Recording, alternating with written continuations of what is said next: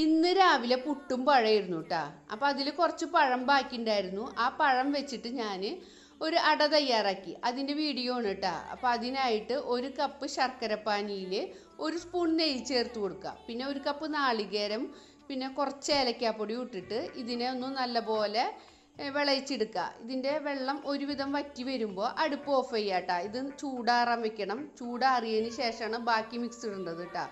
അപ്പോൾ ആ സമയം കൊണ്ട് നമ്മൾ ഈ പഴം ഉടച്ചെടുക്കുക. ഒരു 6 ചെറിയ പഴം കേട്ടോ ഞാനിവിടെ എടുത്തത്. പിന്നെ കുറച്ച് ഗോതമ്പ് പൊടിയും 1 നുള്ളു ഉപ്പും പിന്നെ എന്തെങ്കിലും നട്ട്സ് ഇട്ട് കൊടുക്കുക. ഇവിടെ എൻ്റെ കയ്യിൽ കുറച്ച് കാഷ്യൂ ഉണ്ടായിരുന്നു, അതാണ് ഞാൻ ഇട്ട് കൊടുത്തത് കേട്ടോ. എന്നിട്ട് എല്ലാതും നല്ലപോലെ മിക്സ് ആക്കിയിട്ട് ആ മിക്സിനെ നമ്മുടെ വാഴയിലയിൽ ഒന്ന് പരത്തി കൊടുക്കുക. എന്നിട്ട് അത് ഇഡ്ഡലി ചെമ്പിലൊന്ന് ആവി കയറ്റി എടുക്കണം കേട്ടോ. ഇത്രയേ ഉള്ളൂ. നല്ല സിമ്പിളാണ്, നല്ല ടേസ്റ്റുമാണ് കേട്ടോ. എല്ലാവരും ഒന്ന് ഉണ്ടാക്കി നോക്കണം കേട്ടോ.